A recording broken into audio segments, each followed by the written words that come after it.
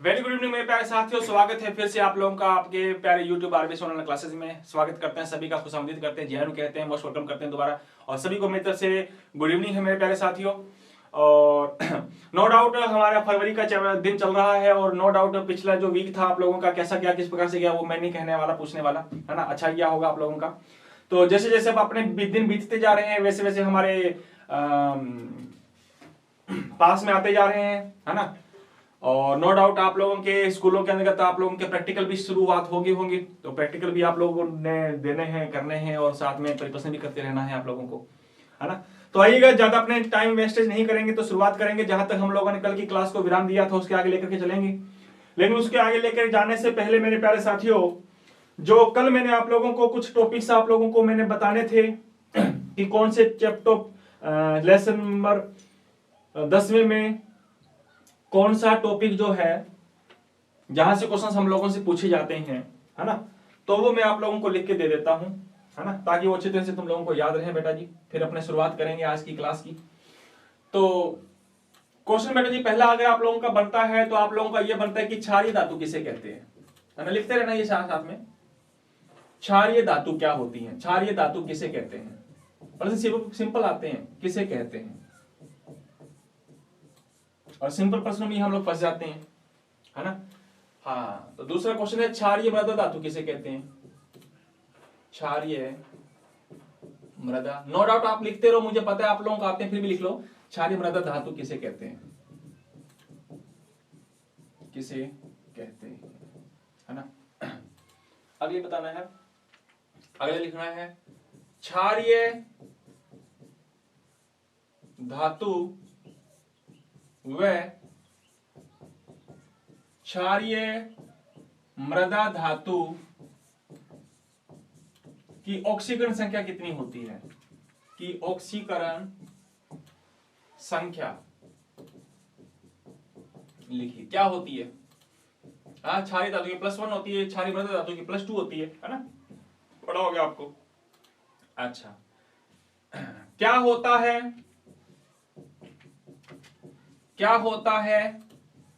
जब क्षारीय धातु क्रिया करती हैं। अगला प्रश्न ये, क्या होता है कि जब क्षारीय धातु क्रिया करती हैं, किसके साथ क्रिया करती हैं। नंबर 1 जल से, what happen when alkaline metal react with number 1 water से, जल से। नंबर 2 ऑक्सीजन से, रिएक्ट विद O2, ऑक्सीजन से क्रिया करती हैं तो क्या होता है ना। एंड नंबर 1 को लिख लो आप लोग, हेलोजन, रिएक्ट विद हेलोजन। क्षारीय धातु अगर जल से क्रिया करती हैं तो क्या होगा, ऑक्सीजन से क्रिया करती हैं तो क्या होता है, और हेलोजन से क्रिया करती हैं तो क्या होता है। नो डाउट आपने पढ़ा हुआ है ना। हाँ, तो कितने क्वेश्चन हो गए, 4 हो गए। आगे चलो, नो नेक्स्ट, आगे बात करते हैं अपने नंबर 5। वो बता दिया था मैंने कल, विकर्ण संबंध क्या होता है ना। विकर्ण संबंध किसे कहते हैं,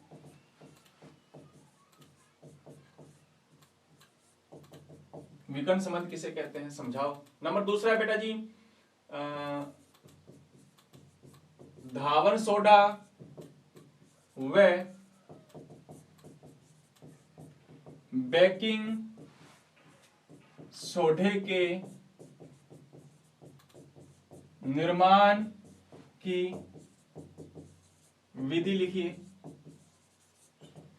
formation method of the baking soda and the washing soda, इन दोनों के फॉर्मेशन मेथड के बारे में तुमको बताना है ही नहीं, जैसे मैंने आपको बताया था किस प्रकार से लिखना है तुम लोगों को, है ना। और बेटा जी और ये है हमारा लिथियम व मैग्नीशियम में क्या समानता है।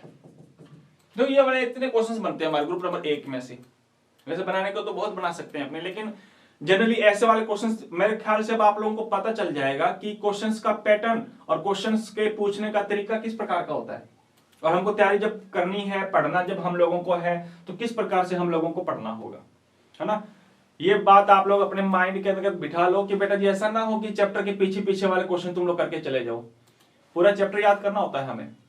पूरा चैप्टर मतलब स्टार्टिंग से लेकर के पूरा चैप्टर हम लोगों को नोट किया होना चाहिए।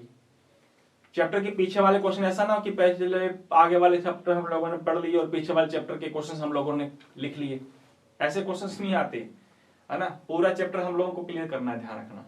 तो देखो पूरे चैप्टर में से ग्रुप नंबर 1 में से ये वाले क्वेश्चन इस प्रकार से पूछे जाते हैं, पुटअप किए जाते हैं। तो मेरे ख्याल से आप लोगों को एक तरीका मिल जाता है कि क्वेश्चन का लेवल कैसा होता है और क्वेश्चन को पूछने का तरीका कैसा होता है, क्वेश्चन कहां से पुटअप होता है ना। एक दो बार आप लोग खुद पढ़ोगे और एक दो बार आप लोग इस प्रकार से क्वेश्चंस बनाने की कोशिश करोगे तो तब तुम्हें पता चलेगा कि क्वेश्चंस इस प्रकार से बन सकता है और इस टाइप के क्वेश्चंस आने के चांसेस हैं और इस टाइप के क्वेश्चंस का आंसर हम लोग इस प्रकार से देंगे, है ना। ये तमाम चीजें आप लोगों को धीरे धीरे पता चल जाएंगी और इस बार अगर पता चल जाएंगी तो अगले साल तुम लोग 12th में आओगे तो 12th में आने के बाद में आप लोगों को ज्यादा समस्या नहीं होने वाली, है ना। तो आइएगा शुरुआत करते हैं बेटा जी आज जहां तक हम लोगों ने विराम दिया था। और कल की क्लास में मैंने आप लोगों को ग्रुप नंबर 1 फिनिश करवा दिया, है ना। तो आज अपने स्टार्ट करेंगे बेटा जी ग्रुप नंबर 2। क्या बात है। तो हेडिंग डाल लीजिए, वर्ग संख्या 2, है ना। जी हां, ग्रुप नंबर 2, इसके बारे में आज की क्लास रहेगी हमारी। करें शुरुआत। आओ पहले जनरल इंट्रोडक्शन पढ़ लेते हैं अपने, है ना। आ जाओ बेटा जी। वर्ग संख्या 2 के जो एलिमेंट है ना, हाँ, वर्ग संख्या 2 के जो तत्व हैं, तत्वों को क्या कहते हो? हाँ, क्षारीय मृदा धातु कहते हैं। कहते हैं कि नहीं कहते? बिल्कुल कहते हैं, पता होगा आपको। क्षारीय मृदा धातु, क्षारीय मृदा धातु कहते हैं इनको। हाँ, क्यों कहते हैं वो बात की बात अभी बताऊंगा मैं। Group number 2 elements are alkaline earth metal. वर्ग संख्या 2 के तत्वों को हम लोग क्या बोलते हैं? क्षारीय मृदा धातु कहते हैं, है ना। क्षारीय मृदा धातु। अच्छा, क्यों कहते हैं मैंने आप लोगों को बताया भी था वहां पे, पॉइंट नंबर पहला, पॉइंट नंबर दूसरा। हाँ, क्यों कहते हैं? वर्ग संख्या 2 के तत्व कहां से मिलते हैं अपने को? हाँ हाँ, भूगर्भ पट्टी से प्राप्त होते, भूगर्भ पट्टी से प्राप्त होते हैं। इसलिए इनको हमने नाम दे दिया क्षारीय मृदा धातु, है ना। क्यों कहा? Because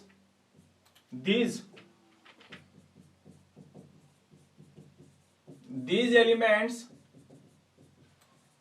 are find from earth crust. कहां से मिलते हैं बेटा जी? अर्थ क्रस्ट से प्राप्त होते हैं, इसलिए हम लोग इनको कहते हैं बेटा जी क्षारीय मृदा धातु कहते हैं, है ना। क्या कहते हैं? क्षारीय मृदा धातु कहते हैं। अच्छा, वर्ग संख्या 2 के तत्वों की अगर क्रिया तुम लोग किसके साथ करवाओ बेटा जी? जल के साथ करवाना। तो जल के साथ क्रिया करवाओगे तो जल के साथ क्रिया करवाने पर बेटा जी ये क्या बनाते हैं? ये बनाते हैं हमारा क्षार। क्षार तो बनाते हैं लेकिन वो क्षार बेचारा वीक होता है, दुर्बल क्षार बनाते हैं। दुर्बल क्षार बोले तो वीक बेस, ये वीक बेस बनाते हैं, ध्यान रखना। और अगर तुम लोग इसी के साथ में लिख देता हूं मैं, ये लो। और अगर तुम लोगों ने वर्ग संख्या 2 के अलावा वर्ग संख्या 1 के तत्वों की क्रिया करवाई ना आपने जल के साथ, पढ़ा तुमने पिछली क्लासेस में, तो ये बनाते हैं क्षार लेकिन ये बनाते हैं वीक, सॉरी, स्ट्रॉन्ग बेस। ये स्ट्रॉन्ग बेस बनाते हैं बेटा, बोले तो प्रबल क्षार बनाते हैं, प्रबल क्षार। ये ध्यान रखना। तो वर्ग संख्या 1 के तत्वों की क्रिया अगर जल से करवाओगे तो ये बनाते हैं स्ट्रॉन्ग बेस, लेकिन वर्ग संख्या 2 के तत्वों की क्रिया अगर तुम लोगों ने जल के साथ करवाई तो बेटा जी जल के साथ करवाने पर ये बनाते हैं बेटा जी वीक बेस। बात आई समझ में? आओ, जैसे मान लो मैं अगर आपको बताऊं, जैसे वर्ग संख्या ग्रुप नंबर 2 की मैं बात कर रहा हूं। अब ग्रुप नंबर 2 की अगर बात करूं बेटा जी, तो बेरिलियम छोड़ो, पहले अपने मैग्नीशियम लेते हैं।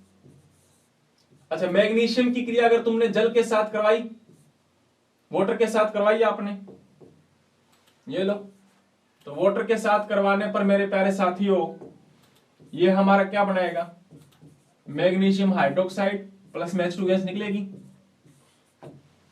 ये मैग्नीशियम हाइड्रोक्साइड बेचारा वीक है, वीक बेस।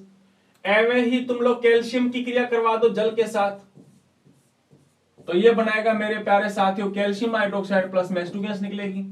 हाँ, साथ में एनर्जी निकलती है, साथ में एनर्जी निकलती है, लेकिन एनर्जी इसमें कम निकलती है, लेस निकलती है ना, लेस निकलती है, लेस निकलती है। अच्छा, बात करें अगर बेटा जी ग्रुप नंबर 2 के अलावा ग्रुप नंबर 1 की, तो मैंने तो करवा रखा ये, लिथियम है, सोडियम है, इनकी रिएक्शन अगर तुम लोग जल से करवाओगे तो बेटा ये हमें लिथियम हाइड्रोक्साइड और सोडियम हाइड्रोक्साइड, ये जो है ये बेस हमारे स्ट्रॉन्ग बेस है। ये मैंने समीकरण में बैलेंस नहीं की तो चल कर ही देता हूं, ये लोग तुमने पढ़ रखी है इसलिए मैं करवा नहीं रहा हूं। इसमें एक्सेस मात्रा में निकलती है हीट, H2 प्लस एक्सेस मात्रा में निकलती है हीट। हाँ, बात आ रही समझ में, ये लिथियम L2 ये लो। तो ये देखो, तो जब हम लोग इनकी रिएक्शन करवाएंगे तो ये बनाते हैं स्ट्रॉन्ग बेस, और जब ग्रुप नंबर 2 की रिएक्शन करवाइए वाटर के साथ वो बनाते हैं वीक बेस, ठीक है ना। हाँ, तो ये हम लोग जनरल इंट्रोडक्शन पढ़ लिया हमने। पॉइंट नंबर पहला कि इनको हम लोग क्षारीय मृदा धातु कहते हैं ग्रुप नंबर 2 वालों को। क्यों कहते हैं? Because they are fine from the earth crust, आसानी से भूगर्भ पट्टी से प्राप्त हो जाते हैं, इसलिए हम लोगों को कहते हैं ये। फिर मैंने आपको बात बताई बेटा जी कि इनकी रिएक्शन अगर जल से करवाओगे तो बेटा ये दुर्बल बेस, दुर्बल क्षार बनाते हैं, वीक बेस बनाते हैं। और ग्रुप नंबर 1 के तत्वों की अगर तुम लोगों ने इसके साथ रिएक्शन करवा दी तो ये आपके बनाते हैं स्ट्रॉन्ग बेस का फॉर्मेशन करते हैं। सो आई थिंक आप लोगों को कोई डाउट नहीं होता होगा। चलो आइए शुरुआत करते हैं अपने इसके आगे, है ना। नेक्स्ट अगला पॉइंट, ग्रुप नंबर 2 एलिमेंट्स की अगर अपने बात करें तो आपको पता है ग्रुप नंबर 2 के तत्व कौन कौन से हैं बेटा? हाँ, कौन कौन से हैं? एक तो है बेरिलियम, क्या नाम है इसका? बेरिलियम, है या नहीं है? हाँ, बेरिलियम।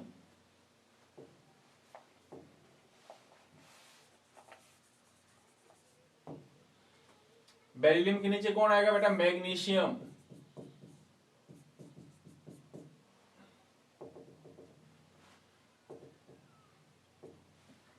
लिख लेना आप या हिंदी में, मैग्नीशियम। उसके नीचे कौन आएगा? Calcium, calcium.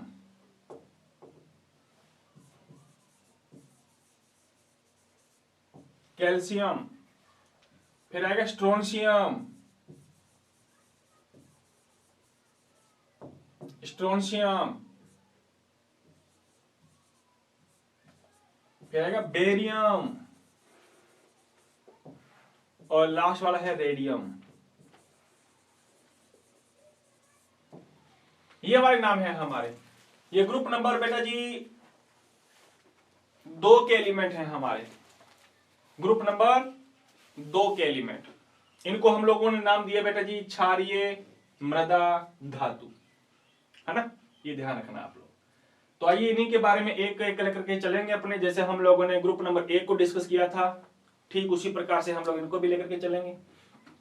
चलिए पॉइंट पहला हम लोग हेडिंग डालते हैं, पॉइंट नंबर पहला, पॉइंट नंबर फर्स्ट हेडिंग डालो बेटा जी,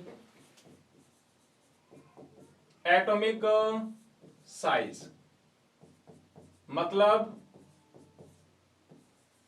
परमाणु आकार। परमाणु आकार क्या होता है? परमाणु आकार आप जानते हो, नाभिक से लेकर बाह्यतम कक्षा तक की दूरी, ये वाली दूरी तुम्हें पता है। न्यूक्लियस से लेकर के आउटर सेल, ये वाली डिस्टेंस हमारी क्या कहलाती है? हाँ, इसी डिस्टेंस को हम लोग एटॉमिक रेडियस कहते हैं। पड़ी हुई है। और इसी एटॉमिक रेडियस के बेस पर हम लोग एटॉमिक साइज के बारे में बताते हैं कि एटॉमिक रेडियस अगर कम है तो साइज छोटा होगा, एटॉमिक रेडियस ज्यादा है तो साइज बड़ा होगा। नो डाउट डेफिनेशन तुम लोगों ने पढ़ी हुई, न जाने कितनी बार आप लोगों को मैंने डेफिनेशन बता दी, चैप्टर नंबर 3 में बार बार पढ़ी थी तुमने। अच्छा, नो डाउट तुम लोग पता है कि ऊपर से जब नीचे आते हैं, हाँ ऊपर लिख देता हूं मैं थोड़ा सा, ये लीजिए बेरिलियम, बेरिलियम के नीचे कौन आता है बेटा, मैग्नीशियम, फिर कैल्शियम, स्टोनशियम, बेरियम, फिर आगे रेडियम आएगा। आपको ये बात पता होगी कि ये ग्रुप नंबर 2 में आता है, सॉरी ग्रुप नंबर 2 क्या, पीरियड नंबर 2 में आता है, 3 में आता है, ये 4 में आता है, ये 5 में आता है, ये 6 में आता है और 7वां नीचे 7वें ग्रुप में आएगा। और नो डाउट आप लोगों को मैंने बता रखा है कि जो जिस पीरियड में आएगा उसमें नंबर ऑफ सेल उतनी होंगी। इसमें 2 सेल होंगी, इसमें कितनी सेल होंगी, इसमें 3 सेल होंगी, इसमें मेरे पैर रसगुल्लो इसमें 4 सेल होंगी और इसमें 5 सेल। तो हो क्या रहा है, जैसे जैसे तुम ऊपर से नीचे आ रहे हो नंबर ऑफ सेल बढ़ रही है, हाँ, और जब हम लोग ऊपर से नीचे आते हैं तो मेरे प्यारे साथियों नंबर ऑफ सेल इंक्रीज होती है, कोषों की संख्या बढ़ती है और कोषों की संख्या बढ़ने के कारण, कोषों की संख्या बढ़ती है, साइज भी क्या होगा, बढ़ेगा, एटॉमिक साइज बढ़ेगा। तो मेरे ख्याल से आप लोगों को पता चल गया कि बोरॉन का साइज, सॉरी बेरिलियम का साइज छोटा होगा, इससे बड़ा होगा मैग्नीशियम का, इससे बड़ा होगा बेटा जी कैल्शियम का, फिर स्टोनशियम का, फिर बेरियम का और फिर रेडियम का। तो मेरे ख्याल से ये ऑर्डर आप लोगों को पता चल चुका होगा कि ग्रुप नंबर 2 के अंदर एलिमेंट्स का एटॉमिक साइज का ऑर्डर क्या होता है। मेरे ख्याल से ये ऑर्डर होता है, आप लोगों को कंफ्यूजन नहीं होगी, है ही नहीं। अच्छा आगे बात करते हैं। अच्छा आपको ये बात पता है कि मैं बात करूं अगर बेटा ग्रुप नंबर 1 की और इधर बात करता हूं मैं ग्रुप नंबर 2 की, तो ग्रुप नंबर 1 लिथियम के नीचे तुम्हें पता है सोडियम, के नीचे पता है तुम्हें पोटेशियम, इधर आप जानते हो बेरिलियम के नीचे पता है तुम लोगों को मैग्नीशियम, उसके नीचे पता है तुम लोगों को कैल्शियम। और आप ये बात अच्छी तरह से जानते हो कि ऊपर से नीचे आते हैं तो साइज क्या होगा बेटा, हाँ बढ़ेगा, इसमें भी साइज क्या होगा, हाँ बढ़ेगा ऊपर से नीचे आने पर। अच्छा तुम्हें ये भी पता होगा कि जब अपने बाएं से दाएं जाएं, बाएं से दाएं जाएं तो एटॉमिक साइज घटता है। तो मेरे ख्याल से लिथियम का साइज बड़ा होगा और बेरिलियम का साइज क्या होगा बेटा, छोटा। सोडियम का साइज बड़ा होगा, मैग्नीशियम का साइज क्या होगा, छोटा, सॉरी छोटा होगा। और पोटेशियम का साइज बड़ा होगा और कैल्शियम का साइज क्या होगा बेटा। अरे पता है आपको कि ऊपर से नीचे आते हैं तो साइज बढ़ता है, लेकिन लेफ्ट से राइट जाते हैं तो एटॉमिक साइज क्या होता है, घटता है। तो मेरे ख्याल से आप लोग ये बता दोगे कि ग्रुप नंबर 1 वाले तत्वों का साइज बड़ा होता है और ग्रुप नंबर 2 वाले तत्वों का साइज छोटा होता है। देखो ऐसे बात करो, देखो है ना, इसमें से बड़ा साइज इसका है, इसमें बड़ा साइज इसका है, इसमें बड़ा साइज इसका है। तो मेरे ख्याल से आप लोग ग्रुप नंबर 2 के तत्वों की अगर तुलना करो ग्रुप नंबर 1 के साथ एटॉमिक साइज के बेस पर, तो मेरे ख्याल से आप लोग बता सकते हो कि किसका साइज बड़ा होता है, किसका साइज छोटा होता है। कोई दिक्कत यहां तक, कोई दिक्कत नहीं। तो आइएगा, पहला पॉइंट हमारा हो गया, एटॉमिक साइज क्या होता है, किसे कहते हैं एटॉमिक साइज, मैंने आप लोगों को बता दिया। डेफिनेशन बेटा जी आप लोग लिख सकते हो, अगर नहीं लिख सकते तो आप लोग उसको सहारा ले सकते हो वहां पे। हाँ ठीक है, अभी छोटे ग्रुप नंबर 1 के मैंने नोट्स डाले हैं, ग्रुप नंबर 2 के भी आप लोगों को डाल दूंगा मैं, और बाकी जितने भी चैप्टर हैं उसके भी नोट्स आप लोगों को अवेलेबल हो जाएंगे, टेंशन नहीं लेने का।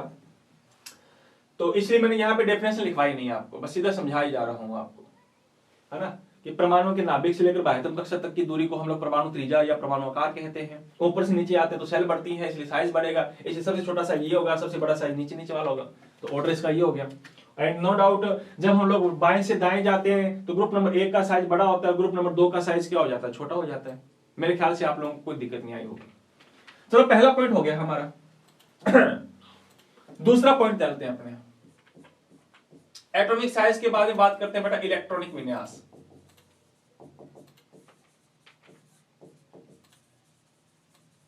इलेक्ट्रॉनिक कॉन्फ़िगरेशन, इलेक्ट्रॉनिक विन्यास, ठीक है। हाँ आपने चैप्टर नंबर 2 ढंग से पढ़ा, इसलिए तुम लोगों को मुझे नहीं लगता कि इलेक्ट्रॉनिक विन्यास आप लोग लिख नहीं पाओगे, है ना। तो आइएगा शुरुआत करते हैं अपने उस इलेक्ट्रॉनिक कॉन्फ़िगरेशन के बारे में। इलेक्ट्रॉनिक विन्यास क्या होता है, किस प्रकार से चलता है इलेक्ट्रॉनिक कॉन्फ़िगरेशन के बारे में।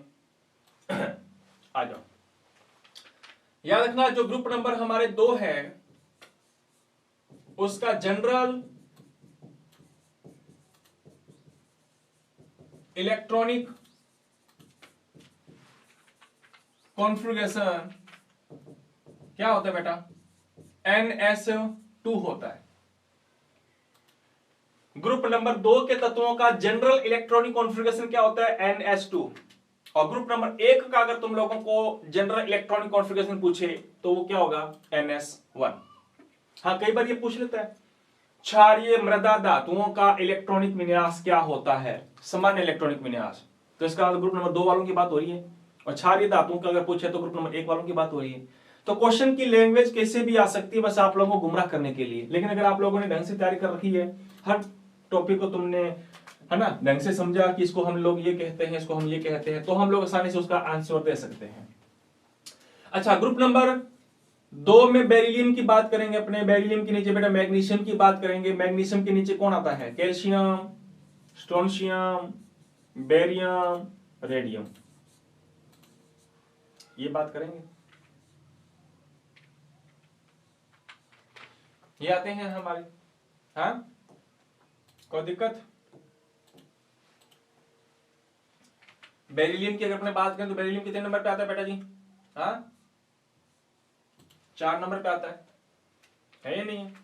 ये कितने नंबर पे आता है, 12 नंबर पे आता है। ये आता है कितने नंबर पे, 20 नंबर। देखो इनका इलेक्ट्रॉनिक सॉरी एटॉमिक नंबर आप लोगों को याद करने की आवश्यकता नहीं है ना। एटॉमिक नंबर अपने को याद करने की ज्यादा जरूरत नहीं है हमको, लेकिन फिर भी अगर आप लोग एटॉमिक नंबर याद करना चाहते हो तो कोई दिक्कत नहीं, आप लोग एटॉमिक नंबर इनका आप याद कर सकते हो ना। चलो आओ, तो इसका अगर मैं एटॉमिक में नंबर बताऊं तो बेटा जिसका कितना होता है, 38 नंबर पे आता है ये, है ना। हाँ, और ये आता है बेटा जी कितना हो जाएगा, 16 आ जाएगा हमारा। और कितना हो गया, 4 5, ये 56 नंबर पे आएगा हमारा। और ये आएगा बेटा जी कितने नंबर पे, 32 जोड़ो 8 और 8, ये 88 नंबर पे आएगा। तो ये मैजिक नंबर होता है हमारा, मैजिक नंबर होता है बेटा जी। इसमें अगर जोड़ेंगे अपने 8 8 18 18 और 32, ये मैजिक नंबर होता है ना। ये मैजिक नंबर है कि 4 में 8 जोड़ो तो 12 आएंगे, 12 में 8 जोड़ो 20 आएंगे, 20 में 18 जोड़ो 38 आएंगे, 18 में ये जोड़ो ये आएंगे, इसमें जोड़ो ये आएंगे। ये मैजिक नंबर है। तो ये मैजिक नंबर अपने को नहीं याद करना, बस अपने को जब अपने को पीरियोडिक टेबल याद करनी थी तो अपने को मैजिक नंबर याद करना था। लेकिन आप लोगों को बस पीरियोडिक टेबल अगर याद है तो उसकी बेस पर आप लोगों को याद होना चाहिए, है ना। तो आइएगा, अब कौन कितने नंबर पे आता है वो अपने लोगों को बता दिया। अब इसका इलेक्ट्रॉनिक विन्यास लिखना है अपने को।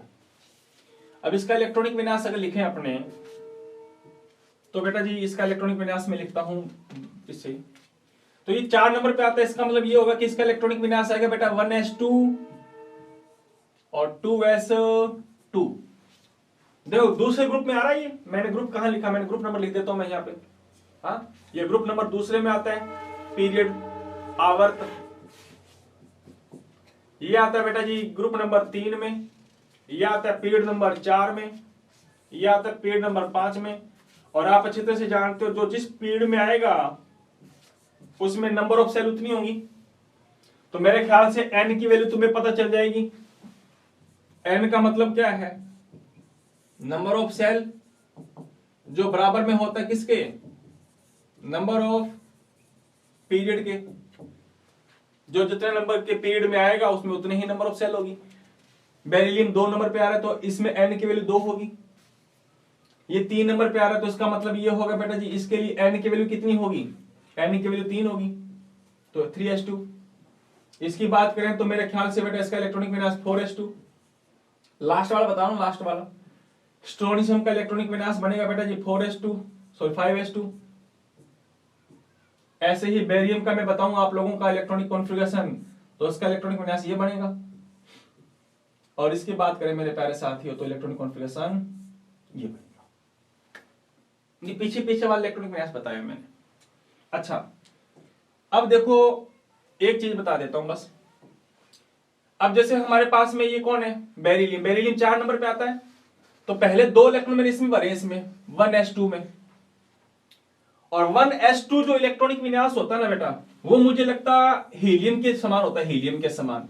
तो इसलिए मेरे को यहां पे 1s2 के बजाय मैं यहां पे लिख सकता हूं हीलियम।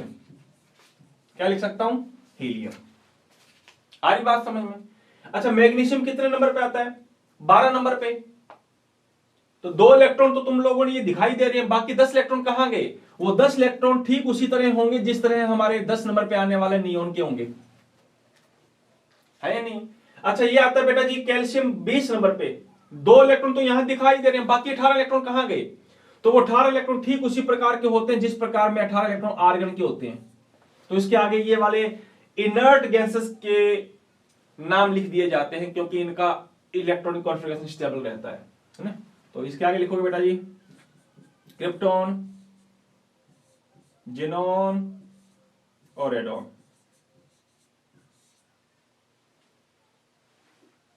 तो इनके आगे ये वाले इसलिए लिख दिए जाते हैं क्योंकि पूरा इलेक्ट्रॉनिक विन्यास लिखने से बेटर ये है, क्योंकि इसके पीछे वाले इलेक्ट्रॉनिक विन्यास स्टेबल रहता है ना, और स्टेबल इनका है ही, इसलिए इनका इलेक्ट्रॉनिक कॉन्फ़िगरेशन इनका ऐसे लिख दिया जाता है।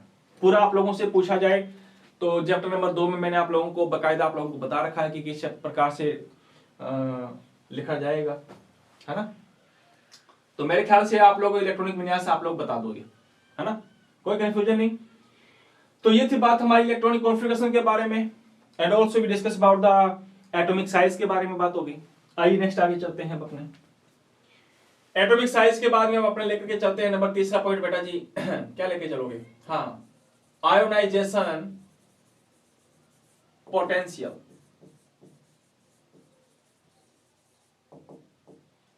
आयोनाइजेशन पोटेंशियल का मतलब होता है बेटा आयनन विभव। आयनन विभव या आयनन ऊर्जा कह दो आप। मेरे ख्याल से आप लोग अच्छे तरह से जानते हो कि होती क्या है ये। हाँ, जैसे अपने एटम की स्ट्रक्चर बनाए, किधर चला गया, ये लो रेड पेन से बना देते हैं।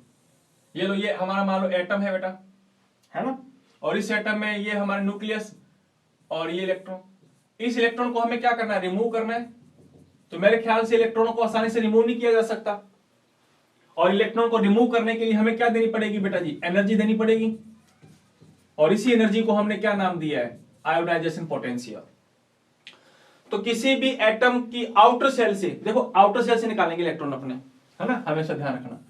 तो किसी एटम के आउटर सेल से जब हम लोग को इलेक्ट्रॉन को रिमूव करना है, तो रिमूव करने के लिए हमें कुछ एनर्जी की रिक्वायरमेंट पड़ती है, एक मिनिमम एनर्जी की रिक्वायरमेंट पड़ती है। और उतनी मिनिमम एनर्जी तुमने दे दी तो इलेक्ट्रॉन निकल जाएगा।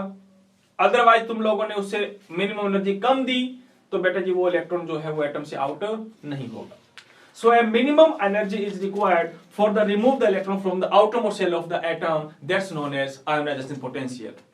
And for the every electron remove, a various type of the energy is required. If we remove the first electron, अगर पहला इलेक्ट्रॉन निकाल रहे हो तो हमें IP फर्स्ट की रिक्वायरमेंट मिलेगी। दूसरा इलेक्ट्रॉन निकालने तो फिर से दोबारा एनर्जी देनी पड़ेगी, उसको बोलेगा IP सेकंड। तीसरा इलेक्ट्रॉन निकाल रहे हो तो तुम लोगों को बेटा जी तीसरी IP देनी पड़ेगी, उसको बोलेगा IP थर्ड। आ रही बात समझ में? तो ऐसी वैल्यू होती है। और आप जानते हो IP फर्स्ट की वैल्यू जो होगी वो ज्यादा होगी, सॉरी कम होगी, और IP सेकंड की वैल्यू ज्यादा होगी, और IP थर्ड की वैल्यू। ये तमाम चीजें तुम लोगों ने चैप्टर नंबर 3 में अच्छी तरह से पढ़ी थी।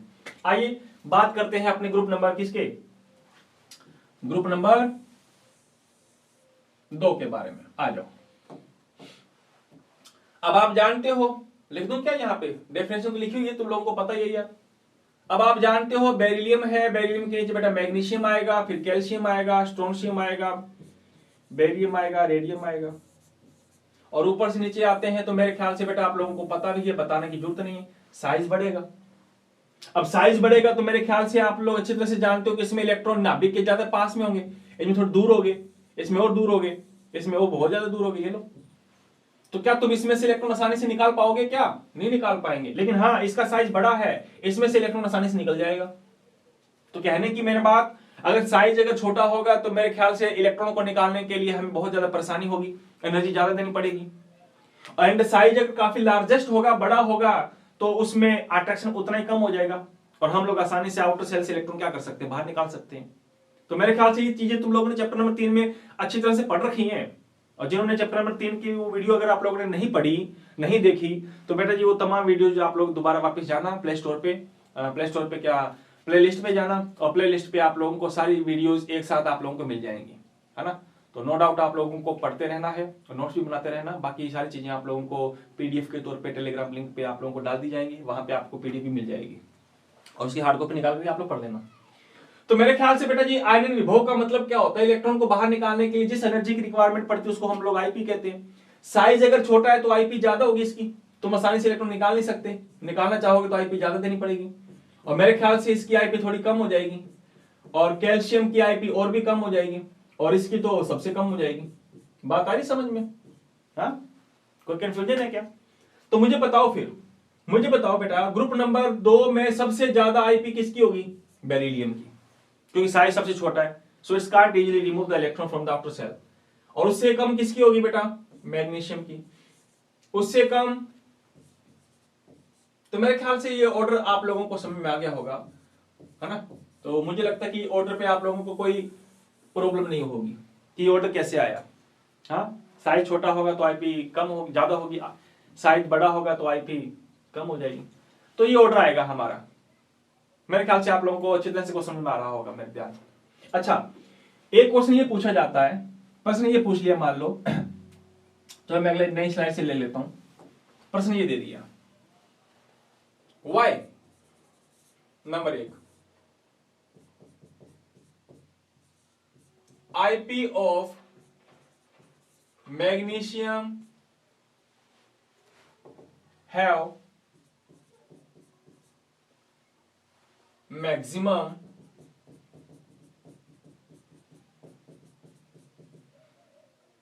Then the IP of calcium. ये कह रहा है कि भैया मैग्नीशियम की आईपी ज्यादा है कैल्शियम की आईपी से, इसका कारण क्या है? तो खैर आप लोग देख ही रहे हो, देखो मैग्नीशियम का साइज छोटा है, कैल्शियम का साइज बड़ा है। अब कैल्शियम का साइज बड़ा है तो ये आसानी से इलेक्ट्रॉन देगा कि नहीं देगा? हाँ, तो बेटा जी आप बताओगे कि मैग्नीशियम का एटॉमिक साइज क्या है? छोटा। और कैल्शियम का एटॉमिक साइज क्या है? बड़ा। और साइज इसका छोटा है तो ये आसानी से इलेक्ट्रॉन निकाल नहीं पाएगा, इसकी आईपी क्या देनी पड़ेगी? ज्यादा। साइज इसमें लार्ज है, इसको आईपी क्या देनी पड़ेगी? कम। इस टाइप के क्वेश्चन आएंगे आपके। कोई डाउट? लो ये क्वेश्चन और दे देता हूं आपको मैं, इसके बारे में तुम्हारा क्या विचार है? ये लो। हाँ, मुझे एक बात बताओ, ग्रुप नंबर 1 की बात कर रहा हूं मैं और ग्रुप नंबर 2 की बात कर रहा हूं, बताओ इन दोनों में से आईपी किसकी कम होगी और किसकी ज्यादा होगी? बता दो कमेंट बॉक्स में, जल्दी से मुझे बताओ। अगर आप लोग पढ़ते हो, आपस में बातें कर रहे हो, मेरे से भी थोड़ी सी बात आप लोग गुफ्तगू कर लिया करो, है ना। तो फटाक से मेरे प्यारे रसगुल्लो, जो भी तुम लोग आप लोग लाइव बैठे हो, मुझे जल्दी से फटाक से बताओ कि ग्रुप नंबर 1 और ग्रुप नंबर 2, वर्ग संख्या 1 और वर्ग संख्या 2 में किसकी आईपी कम होगी? किसकी आईपी कम होगी ये बता दो मुझे। आईपी किसकी कम होगी? ग्रुप नंबर 1 और ग्रुप नंबर 2, इन दोनों एलिमेंट्स में से मुझे बता दो मेरे प्यारे साथियों कि किसकी आईपी कम होगी। फटाक खटाक और झटाक से बताओ। जी हाँ भाई, अपने जानते हैं ऊपर से नीचे जाते हैं तो साइज बढ़ता है, लेकिन जब बाएं से दाएं जाते हैं तो साइज घटता है। अब जब साइज घटेगा तो ग्रुप नंबर 1 का साइज बड़ा होगा, ग्रुप नंबर 2 का साइज छोटा होगा। तो मेरे ख्याल से इसमें से तुम इलेक्ट्रॉन आसानी से निकाल सकते हो, इसको आईपी कम देनी पड़ेगी, और इसमें से इलेक्ट्रॉन तुम आसानी से निकाल नहीं सकते, इसको आईपी क्या देनी पड़ेगी? ज्यादा देनी पड़ेगी, है ना। तो आईपी किसकी कम होगी? ग्रुप नंबर 1 की कम होगी और ग्रुप नंबर 2 की आईपी ज्यादा होगी। बता सकते हो? प्रश्न ये बनता है, ये लो मैं लिख देता हूं, ये लो। Why IP of group first have less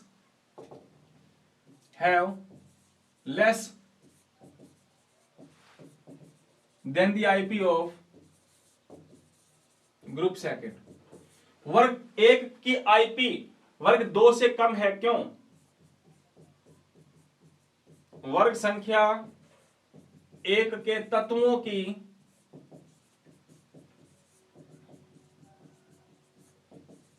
आयनन ऊर्जा वर्ग संख्या 2 के तत्वों से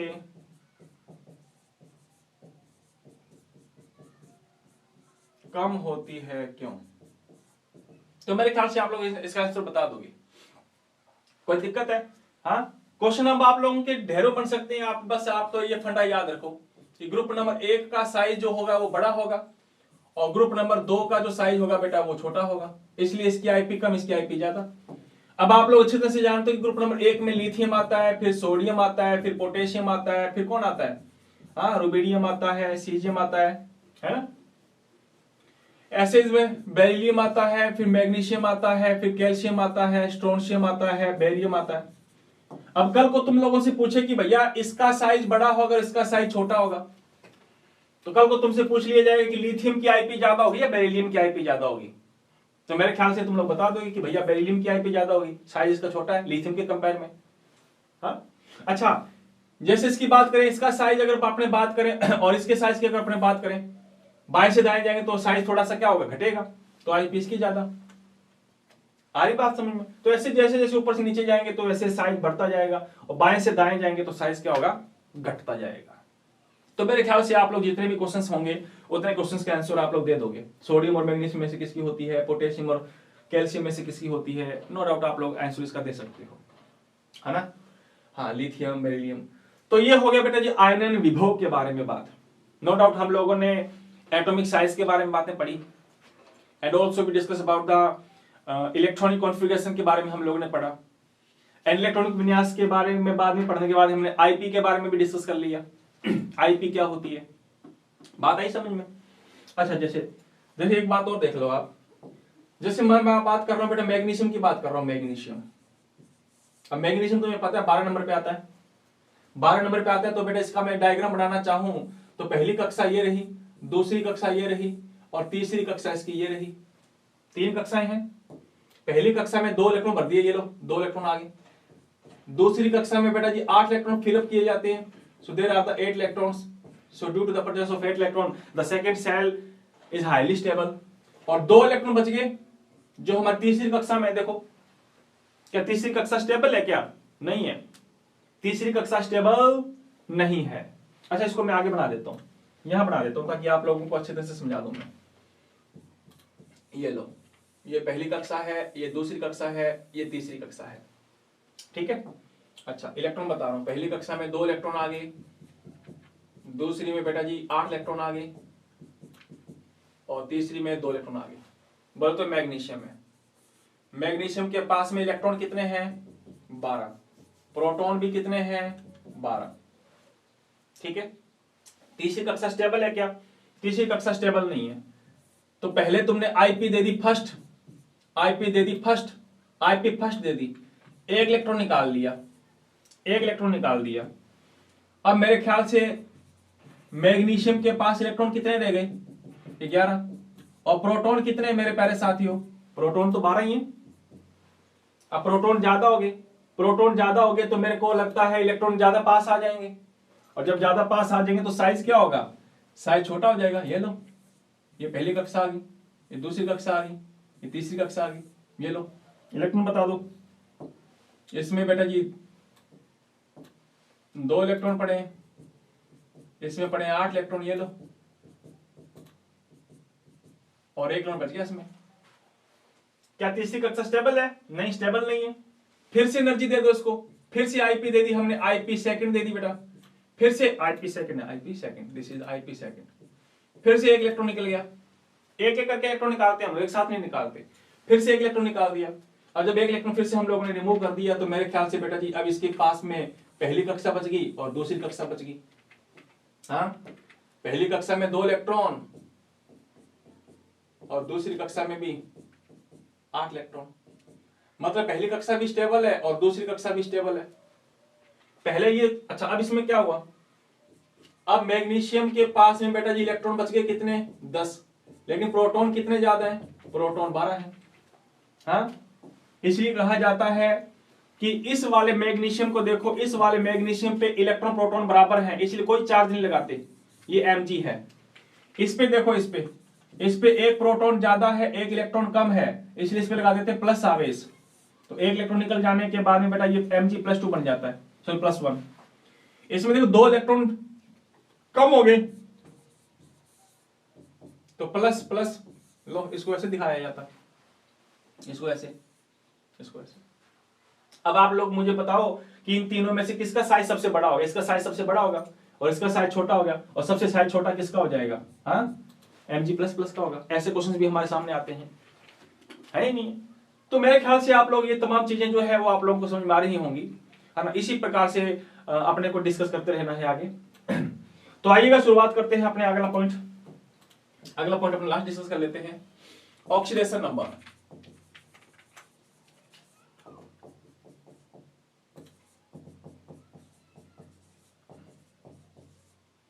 ऑक्सीकरण संख्या। तो याद रखना बेटा जी, जो ग्रुप नंबर 1 थे हमारे, उन ग्रुप नंबर 1 बोले तो क्षारीय धातु, है ना। उन क्षारीय धातुओं की ऑक्सीकरण संख्या होती है +1। लेकिन अपने बात कर रहे हैं ग्रुप नंबर 2 की, जिनको हम लोग बोलते हैं क्षारीय मृदा धातु। क्षारीय मृदा धातु, उनकी ऑक्सीकरण संख्या होती है +2। +2 का मतलब है, देखो ऑक्सीकरण संख्या का मतलब क्या होता है? आउटर सेल में कितने इलेक्ट्रॉन है, आउटर सेल में कितने इलेक्ट्रॉन है, या कितने इलेक्ट्रॉन गेन करेगा या डोनेट करेगा कि आउटर सेल उसकी स्टेबल हो जाए। तो मेरे ख्याल से अभी तुमने Mg को देखा था, Mg की आउटर सेल में कितने इलेक्ट्रॉन है? देखो 2। अब आउटर सेल में 8 इलेक्ट्रॉन होते हैं तो वो सेल स्टेबल होती। अब 6 इलेक्ट्रॉन कैसे देंगे इसका कोई, इसलिए 6 लेने के बजाय 2 डोनेट करने की कोशिश करेगा, है ना।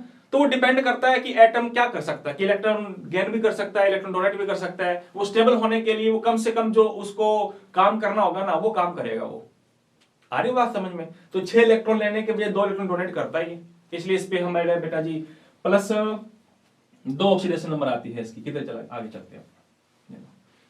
तो ध्यान रखना बेटा, चाहे वो मैग्नीशियम की बात करो आप, चाहे बेरिलियम की बात करो, मैग्नीशियम की बात करो, कैल्शियम की बात करो, इन सभी का इलेक्ट्रॉनिक विन्यास के बेस पर ऑक्सीडेशन नंबर जो आएगी वो कितनी आएगी? +2 आएगी। Mg पे भी +2, कैल्शियम पे भी +2, इन पे सब पे +2 आएगी।